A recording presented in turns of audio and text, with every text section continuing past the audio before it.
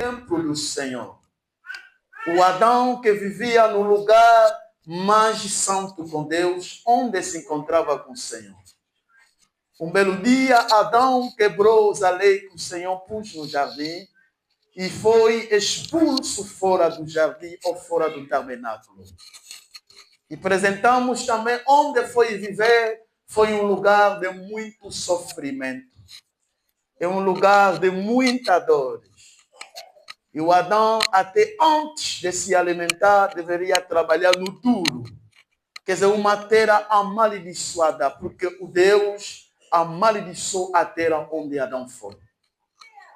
Mas o Deus, como é cheio do amor, cheia de compaixão, não queria que o homem perecesse.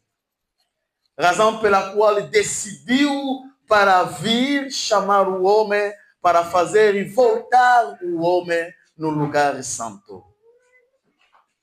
Amém. Amém. Na verdade, é o próprio Deus que veio procurar o homem. E o homem que estava no Adão. Que falamos que o Adão que representava toda a humanidade nele. E assim como o Adão que estava perdido, que estava na maldição, é todo homem, é toda a humanidade que estava na maldição. E Deus deixou o seu trono glorioso para vir procurar o Adão. E nós falamos que Deus que estava no Adão com a glória, não poderia sair assim com sua glória para vir procurar o Adão. Porque Deus não poderia vir procurar o Adão com sua glória. Deveria esconder a sua glória. Deveria usar uma roupa. Deveria usar uma capa para poder tapar a sua glória. E a capa ou a roupa que Deus usou, que nós chamamos o corpo de Jesus. E ele pegou o corpo de Jesus, mas dentro de Jesus era Deus. Porque Jesus era 100% homem e era 100% Deus. Amém. Amém. E veio na terra na busca do Adão. E o Adão deveria voltar na presença do Senhor, deveria voltar no lugar santo onde vivia com Deus. E no domingo passado que nós chamamos que o regresso do Adão para o jardim ou para a glória do Senhor, que nós chamamos o arrependimento. Mas a força do arrependimento que pregamos no domingo passado é a consciência. O Adão tomou a consciência no local onde estava, era um lugar da maldição, deveria voltar na presença do Senhor. Amém. Amém. Porque o arrependimento em grego é a metanoia, aplica a dizer a mudança de vida ou de mentalidade. E a força do arrependimento é a consciência.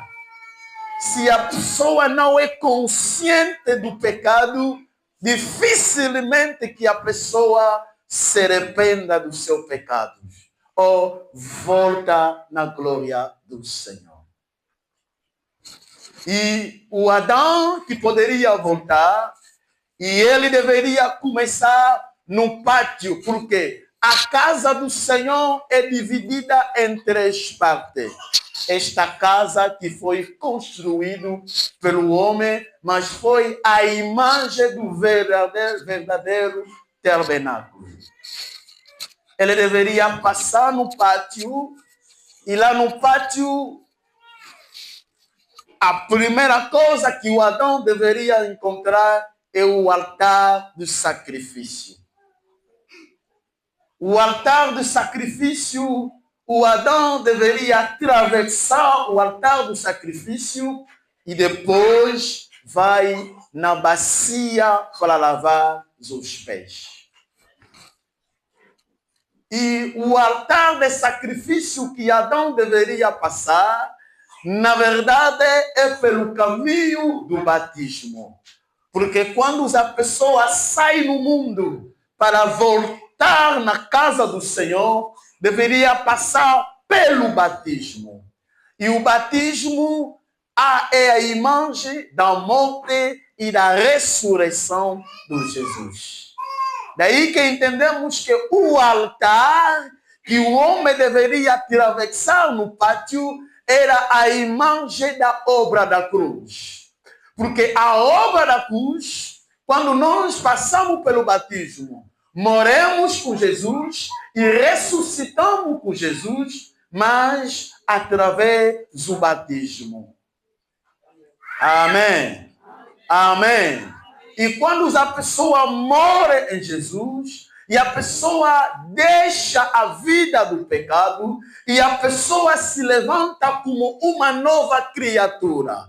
Pois, quando a pessoa que está em Cristo, a vida antiga desaparece e a pessoa torna-se uma nova criatura. Quer dizer, o batismo é o símbolo da morte da pessoa que abandona a vida do pecado e ressuscita com Jesus, começa uma nova vida. É aí que a pessoa tornou-se o filho de Deus. Amém. Amém. Para ser chamados o filho de Deus, e aquela pessoa que sai no mundo, é preciso que a pessoa encontra ou atravessa a obra da cruz através do batismo. Mas o verdadeiro batismo é a consciência das pessoas. Diga comigo, amém. Diga comigo, amém. Razão pela qual, numa igreja evangélica como a nossa, não podemos batizar uma criança, porque a criança ainda não tem a consciência da vida do pecado. Quando a pessoa toma a consciência do pecado e aceita de morrer com Jesus, e ressuscita com Jesus, e começa uma nova vida. Daí que a pessoa que levava uma vida que não glorifica o Senhor, torna-se o filho e torna-se uma nova criatura. E depois de atravessar a obra da cruz, o homem deveria passar pela bacia onde se lava os pés.